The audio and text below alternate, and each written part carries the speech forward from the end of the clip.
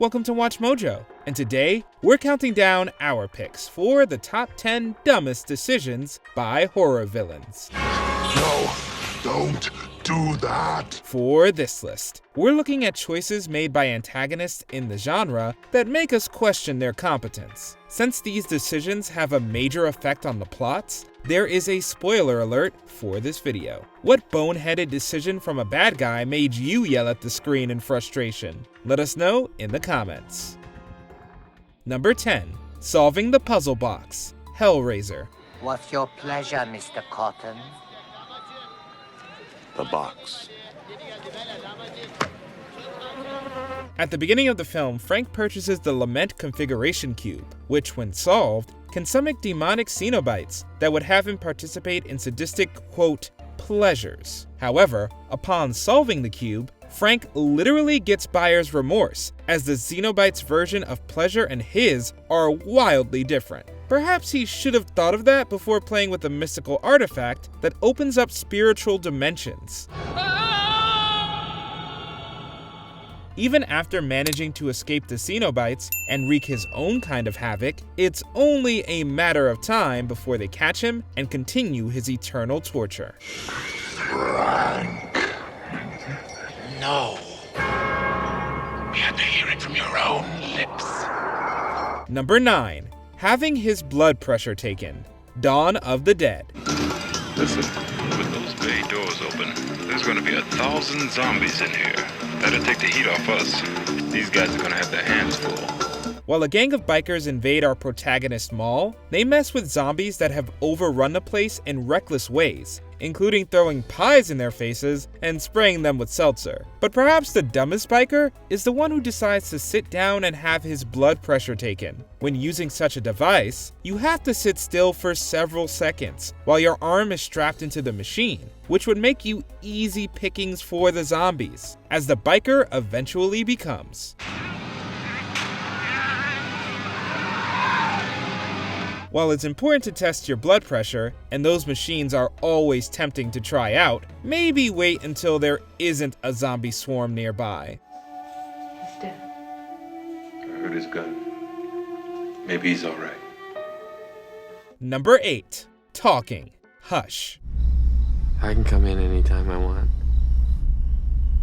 And I can get you anytime I want.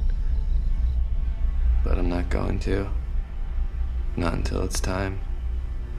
When you wish you're dead, that's when I'll come inside. The intruder takes pleasure in harassing Maddie, a deaf writer living out in the middle of nowhere. At one point, when the intruder is behind an oblivious Maddie and about to kill her, he talks out loud, thinking that she can't sense his presence. However, what he doesn't count on is that she can feel the breath that comes during his speech. I bet if I hit the right spot, I can make you scream. This sensation on the back of Maddie's neck alerts her to his position, and she's able to turn the tables and shortly afterward, kill him. The movie's called Hush for a reason. Number 7. Trying to run over Carrie. Carrie. That Carrie White just sure is cute.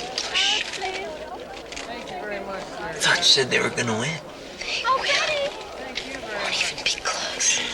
I called in a few favors. As an act of undeserved revenge against Carrie, Chris and her boyfriend Billy plan the pig's blood prank at the prom that drives Carrie mad and results in her killing everyone in the gym.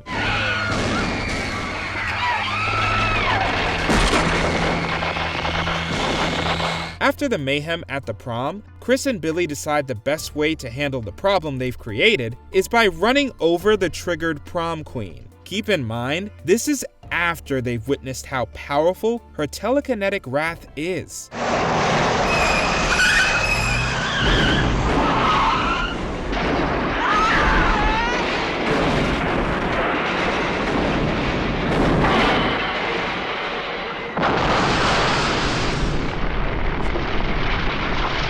After everything they were responsible for, they should have hightailed it to some other town and laid low until Carrie's rampage was over.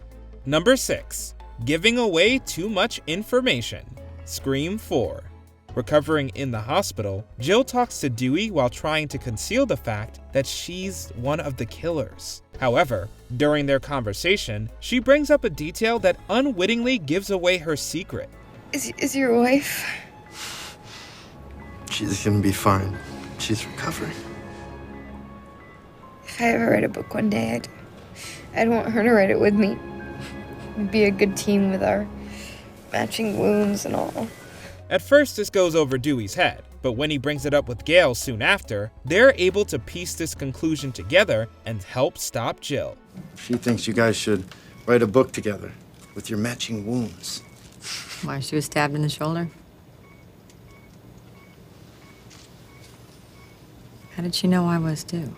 The obvious lesson here is when you're dealing with veterans like Dewey and Gale, it's best to keep your mouth shut around them, or you should at least keep the chit-chat to a minimum. Can I just have one final word? What? Please? No. Clear. Clear? Clear. Number 5. Not finishing off Neil. A Nightmare on Elm Street 3, Dream Warriors. We got work to do. What are you talking about? You're about to attend a funeral. One that's long overdue. To stop Freddy once and for all, Neil and Donald go to a junkyard in order to consecrate his remains and send his spirit to the afterlife. To stop them from completing this ritual, Freddy possesses the bones of his skeleton and kills Donald. It's really you.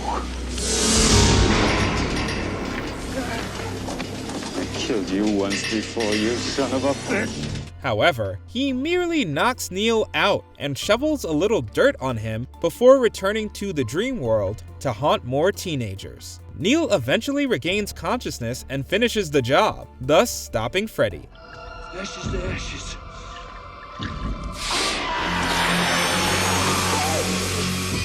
Dust to dust. And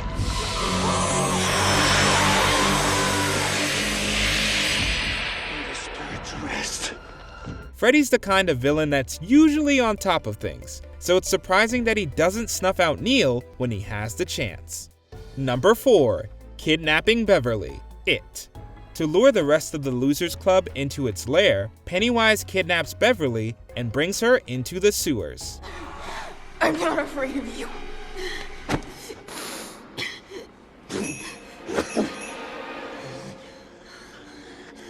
You will be. With all due respect to Pennywise, this plan makes little sense. The Losers Club had broken up at this point, so it would have been easy to pick off the kids one by one when they're alone and at their most vulnerable. This is what it wants. It wants to divide us. We were all together when we heard it. That's why we're still alive. Yeah? Well, I plan to keep it that way. Pennywise has nothing to gain and everything to lose by facing the Losers Club all at the same time. Sure enough, the kids learn how to work together and defeat the entity. That's why you didn't kill Beverly. Because she wasn't afraid. And we aren't either. Not anymore. Number 3. Trying to bring xenomorphs back to Earth, Aliens. Just tell me one thing, Burke. You're going out there to destroy them, right? Not to study, not to bring back, but to wipe them out. That's the plan. You have my word on it. Weyland-Yutani executive Carter Burke organizes a trip with the Colonial Marines to a space colony in the hopes of bringing the aliens to Earth to use as bioweapons. It was wrong. It was a bad call, Ripley. It was a bad call. Bad call? Right. These people are dead, Burke! Don't you have any idea what you've done here? It doesn't take an Ian Malcolm to see how this plan could potentially backfire. If a few aliens get loose, they could potentially reproduce at a geometric rate and become an invasive species that threatens the Earth. It's this irresponsible thinking and prioritization of profit over human decency that makes Burke a complete sleaze. He figured that he could get an alien back through quarantine if one of us was impregnated. Whatever you call it. And then frozen for the trip home. Once his plan is exposed by Ripley, it doesn't take long for Burke's fate to be sealed.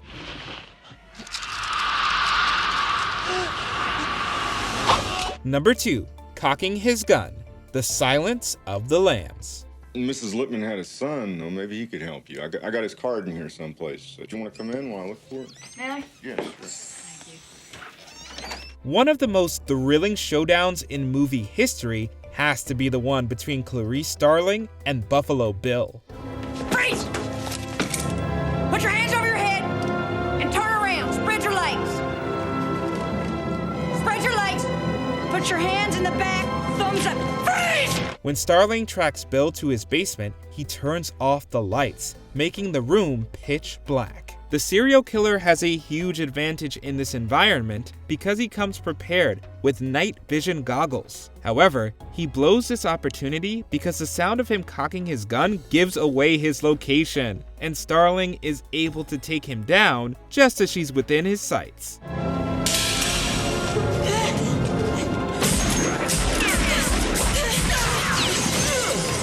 The frontiersman Buffalo Bill would be ashamed. Before we continue, be sure to subscribe to our channel and ring the bell to get notified about our latest videos. You have the option to be notified for occasional videos or all of them. If you're on your phone, make sure you go into your settings and switch on notifications. Number 1. Invading Earth. Signs.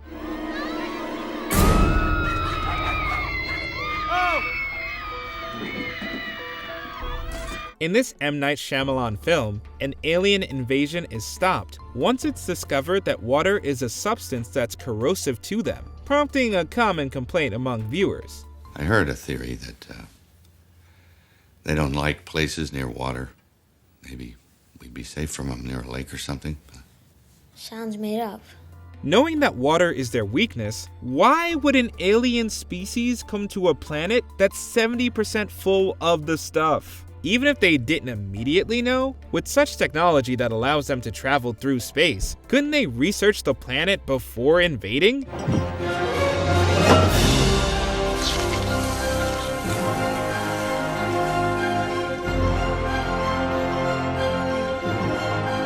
Though the movie has excellent build-up, with tension leading up to the climax, the twist at the end makes it hard to take the threat seriously. Did you enjoy this video? Check out these other clips from WatchMojo, and be sure to subscribe and ring the bell to be notified about our latest videos.